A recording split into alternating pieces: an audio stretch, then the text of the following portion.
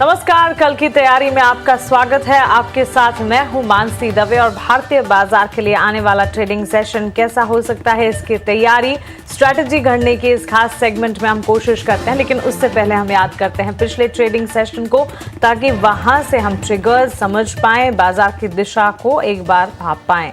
और पिछले trading session को अगर याद करें, उम्मीद नहीं थी कि इतनी अच्छी बढ़त देखने को मिलेगी, लेकिन मार्केट ने शुरुआत से ही तेजी की चाल पकड़ी। ग्लोबल फ्रंट पर भी सेटअप बेहतर नजर आ रहा था और उम्मीदें ऐसी लग रही थी जब बाजार नहीं खुले थे तब कि शायद बाजार संभल जाएंगे।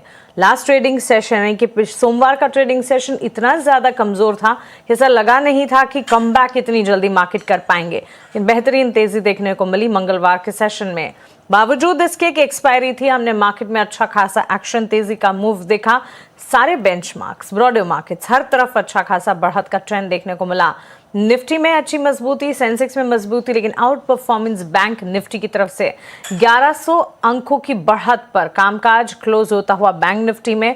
बैंक्स एंड फाइनेंशियल्स में छोटी मझौली bank, larger players, PSUs, private sector banks, हर तरफ अच्छी खासी मजबूती का ट्रेंड देखने को मिल रहा था।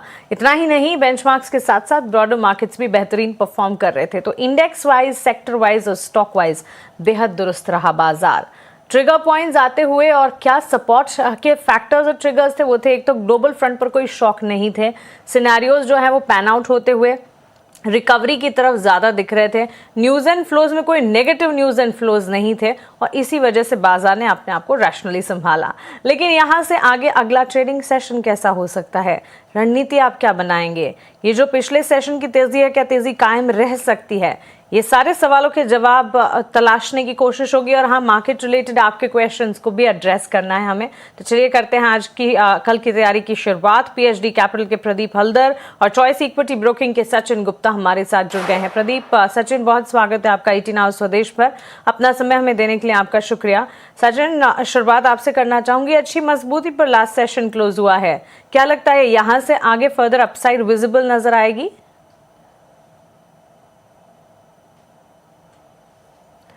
Sachin, please unmute yourself. जी, sorry for that.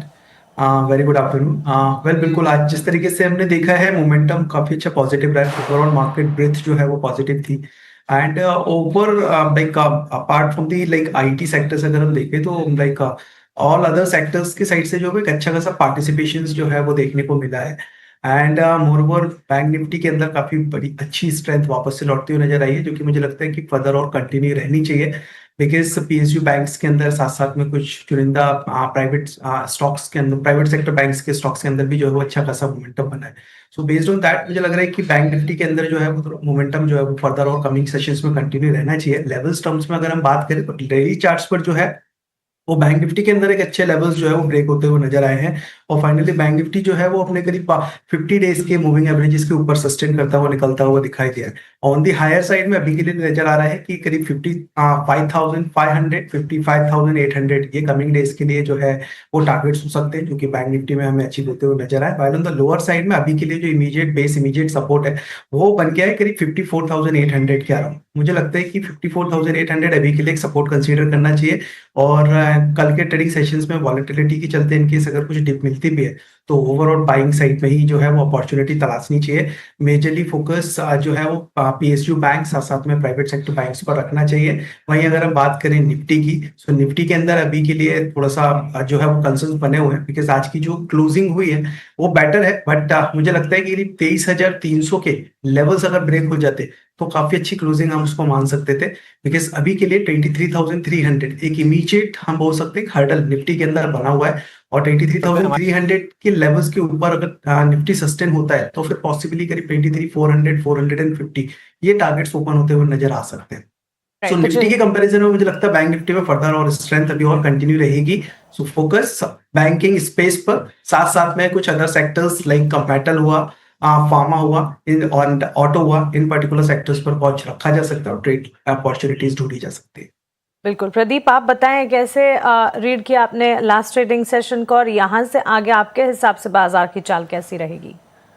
Ji hi, very good afternoon Mansi जी, आपको एंड टीना और स्वदेश के सारे दर्शकों को। एक स्टैंडर्ड डिस्क्लेमर रहेगा, जितने भी स्टॉक्स एंड इंडेक्स को लेकर मैं बात करने वाला हूँ, कोई भी स्टॉक्स एंड इंडेक्स पे हमारा कुछ भी पोजीशन नहीं रहता है। No conflict of interest and registration guaranteed by SEBI, membership of basis certification from NISM in no way guarantee performance of the intermediate और provide any assurance of return to the investors.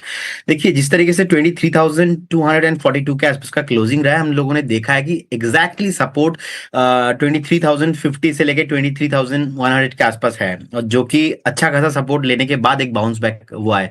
So next जो level होगा, अगर market में next कुछ वार का news नहीं आता, कुछ नेगेटिव न्यूज नहीं आता, मुझे लगता है कि मार्केट रेंज बाउंड रहने वाला है। 23,450 से लेके 23,500 तक जाने का कोशिश यहाँ पे किया जा सकता है। और बैंक निफ्टी बहुत बढ़िया आज मूव दिखाया, शॉर्ट कवरिंग मूव भी आया एंड पे, और ये मूव आपको ऑलमोस्ट 56,200, उसके बाद 57,500 तक मुझे लगता है कि आने वाला 2-3 हफ्ते तक कंटिन्यू दिखा सकता है, अगर कुछ ज्यादा नेगेटिव न्यूज नहीं आता है तो। क्योंकि बोल नहीं सकते, अगर वीकेंड में कुछ भी खराब खबर आता है तो उसमें रिएक्ट भी कर सकता है। तो ओवरऑल निफ्टी से ज्यादा बैंक निफ्टी मुझे अच्छा लग रहा है, एंड इंडेक्स से ज्यादा स्टॉक स्पेसिफिक ही अभी रहना पसंद करूंगा। इंडेक्स से ज़्यादा स्टॉक स्पेसिफिक क्लैरिटी और ज़्यादा नज़र आ रही है, निफ्टी के मुकाबले बैंक निफ्टी जो है और ज़्यादा मजबूत नज़र आ सकता है।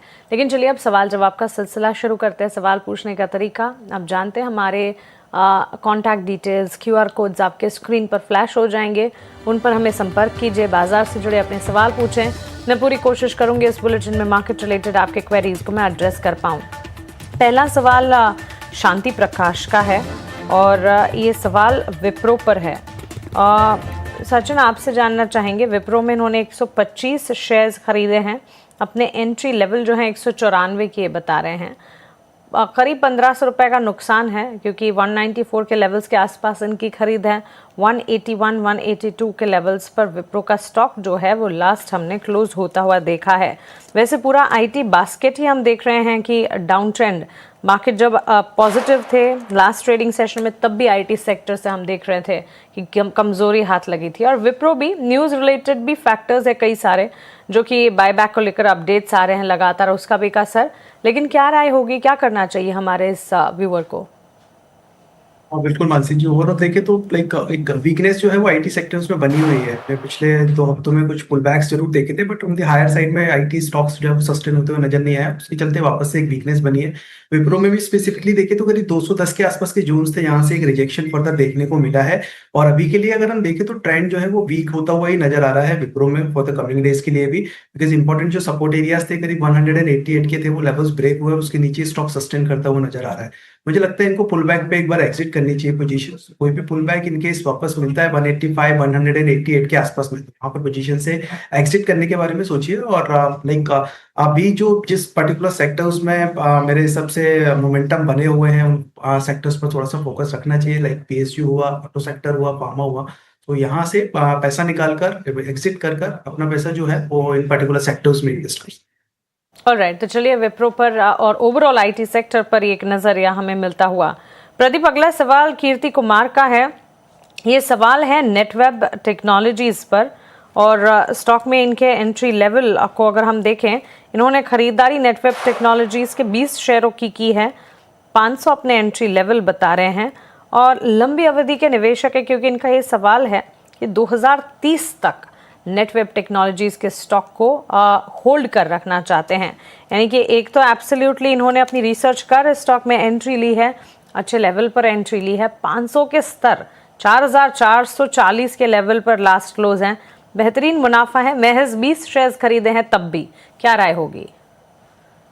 जी, फर्स्ट ऑफ ऑल उनको कॉन्ग्रेचुलेशंस, एंड बहुत बढ़िया स्टॉक उन्होंने चुना है। नेटिव बेसिकली डेटा सेंटर वाला थीम है, और मुझे लगता है कि ये रैली कंटिन्यू रहना चाहिए नेक्स्ट 2 से 3 साल, क्योंकि उनका बाइंग प्राइस बहुत ही वैल्यू जोन के आसपास है, तो स्टॉप लॉस भी बहुत लंबा होना चाहिए उनके इन्वेस्टमेंट के हिसाब से। मुझे लगता है कि 2,750 के लेवल पे आप एक ट्रेलिंग स्टॉप लॉस मेंटेन कीजिए। अगर कल को कुछ भी इशू होता है, कुछ भी प्रॉब्लम होता है, तो मैक्स टू मैक्स आपको वहां पे ही एक स्टॉप लॉस मेंटेन करके जाना चाहिए। और अभी भी मुझे लगता है कि शॉर्ट टाइम में करेक्शन 4,250 4,100 तक आना चाहिए, उसके बाद फिर से आपको ऑल टाइम हाई, एंड मुझे लगता है कि 6,500 7,000 तक भी ये स्टॉक जा सकता है। क्योंकि एक जमाने में हमने देखा कि रेलवे चला, डिफेंस चला, अभी जो नेक्स्ट जो थीम होने वाला है, मुझे लगता है कि वो कहीं ना कहीं डेटा सेंटर ही होने वाला है, जो कि बजट से हमने रिकमेंड भी किया था, चल भी रहा है, और एक रैली मुझे लगता है कि कंटिन्यू रहने वाला है। सो बिल्कुल होल्ड कीजिए और बने रहिए। ओके, पोजीशंस को इंटैक्ट रखिए, ये राय फिलहाल हमें मिलती हुई नेटवेब टेक्नोलॉजीज में। कॉम्प्लीमेंट्स टू यू, बधाई आप व्यूअर को, और बहुत अच्छा कीर्ति जी आपने एंट्री पोजीशन ली है नेटवेब टेक्नोलॉजीज में, और निवेश के लिए आप लंबी अवधि के लिए रख रहे हैं और रखना भी चाहते हैं, और इसी वजह से इतना अच्छा मुनाफा, सिर्फ 20 स्क्रिप्ट्स आपने बाय की है तब भी आप देख रहे हैं। So congratulations to you. Shashikant का सवाल है अगला, ये सवाल है संवर्धना मधुसन पर। 144 के दाम पर इन्होंने एंट्री ली है और करीब 10,000 शेयर संवर्धना के खरीदे हैं। सचिन, आपसे जानना चाहेंगे 2 से 3 महीने तक पोजीशंस को इंटैक्ट रख के चल सकते हैं, यानी कि बेहद शॉर्ट टर्म नज़रिया है। 10,400 शेयर्स की संख्या है, 144 के लेवल पर खरीदा है, स्टॉक इन्हीं लेवल के इर्द गिर्द कामकाज करता हुआ। हाँ बिल्कुल मानसी जी, एंड ओवरऑल देखिए तो स्टॉक के अंदर स्ट्रेंथ बनी हुई है। Higher top higher bottom formation हमने बनते हुए स्टॉक में देखे थे। इसके बाद स्टॉक पिछले 2 से 4 ट्रेडिंग सेशन से जरूर थोड़ा सा साइडवेज होता हुआ नजर आया है, लेकिन कि कॉस्ट के पास में ही अभी भी ट्रेड हो रहा है। मुझे लगता है पोजीशंस को होल्ड करना चाहिए। एक स्टॉप लॉस यहाँ पर सजेस्ट करूंगा, वो स्टॉप लॉस रहेगा करीब 50 डीएमआर के नीचे का, और जो लेवल्स बन रहे हैं वो बन रहे हैं करीब करीब 128 के।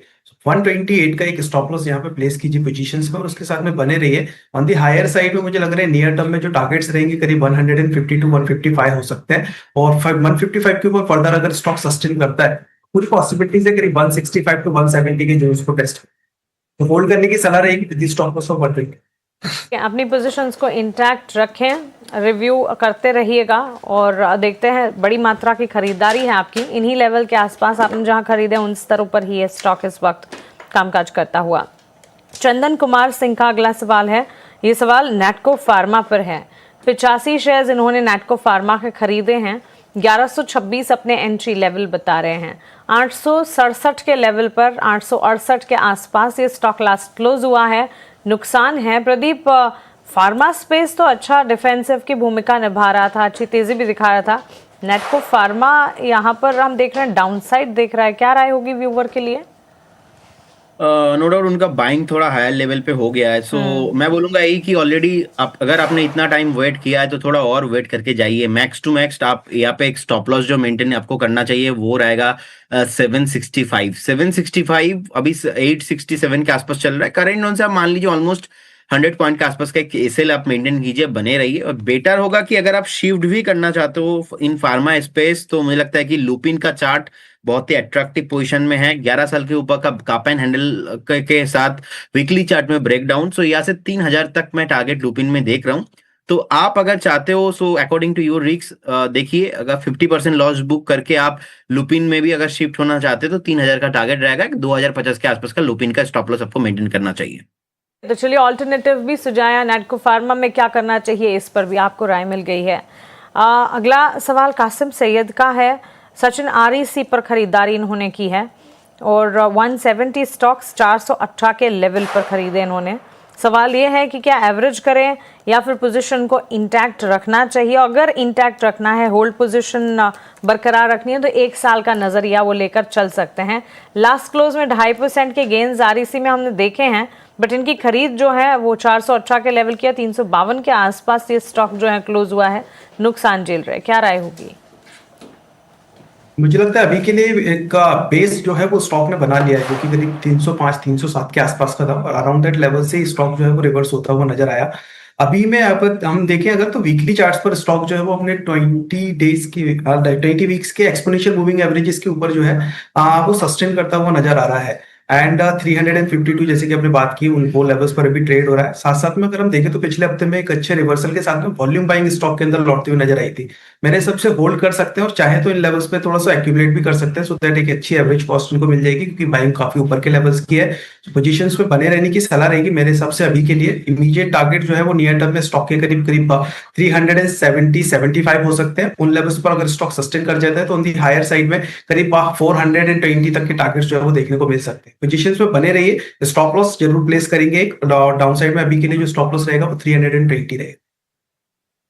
ऑलराइट, तो चलिए ये राय आपको आरईसी पर मिली है और खरीदारी ऊपर के स्तर पर आपने की है, लेकिन पोजीशन को बरकरार रखें, इसे वक्त वक्त पर रिव्यू भी करते रहिएगा।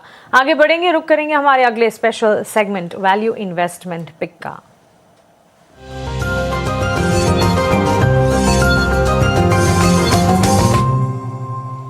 प्रदीप बताएं क्या होंगे आपके वीआईपी शेयर आज के लिए? जी देखिए, दो पिक मैं लेके आया हूँ। पहला जो कॉल रहेगा वो है बेलराइस इंडस्ट्री। आईपीओ के बाद लगातार higher high formation daily, weekly, monthly तीनों टाइम फ्रेम में ही है और लास्ट सेशन में भी बढ़िया वॉल्यूम के साथ बाइंग आया था। पहला टारगेट आपको यहाँ पे 242, उसके बाद 256 का टारगेट आते हुए दिखाई देंगे। एक स्टॉप लॉस 224 224 के आसपास का मेंटेन करके चलना है। सेकेंड जो स्टॉक रहेगा वो है पीआई इंडस्ट्रीज लिमिटेड। सो यहाँ पे 2866 के आसपास का क्लोजिंग रहा है। पहला टारगेट आपको यहाँ पे ऑलमोस्ट 2925, उसके बाद 3080 तक आपको आते हुए दिखाई देंगे। 2725 के आसपास का एक स्टॉप लॉस मेंटेन रखना है। दोनों काउंटर पे ही 2 हफ्ते का व्यू लेके चलना है। तो हफ्ते का व्यू बनाकर पीआई इंडस्ट्रीज पर 3080 के टारगेट्स को ध्यान में रखें। स्टॉप लॉस मेंटेन करना है 2725। प्रदीप हल्दर की तरफ से जो दोनों वीआईपी शेयर्स हैं आपके स्क्रीन पर टारगेट स्टॉप लॉसेस के साथ फ्लैश हो जाएंगे। टाइम फ्रेम 2 हफ्तों का मानकर चलें। दूसरा स्टॉक बेलराइज आज खबरों में भी था। 256 के लेवल्स यहाँ पर नजर आ सकते हैं, इस पर भी फोकस कीजिएगा। सचिन आप बताइए आपकी तरफ से वीआईपी स्टॉक्स क्या होंगे? मेरा पहला स्टॉक जो है वो बैंकिंग सेक्टर से ही रहेगा। स्टॉक का नाम है बैंक ऑफ बड़ौदा। और ओवरऑल देखें तो हम जो पिछले हफ्ते में जो भी डिप हमें देखने को मिली है वो फर्दर पूरा मोमेंटम जो है वो आज इंगल्फ होता हुआ नजर आया है। अच्छा स्ट्रेंथ के साथ में स्टॉक के अंदर जो है वो बाइंग देखने को मिली है। करीब 5.5% के आसपास के गेन स्टॉक में नोट किए गए हैं। साथ ही साथ में स्टॉक जो है वो डेली चार्ट्स पर अपने 50 as well as 100 days moving averages के ऊपर सस्टेन करता हुआ देखने को मिला है। मुझे लगता है फर्दर मोमेंटम जो है वो कंटिन्यू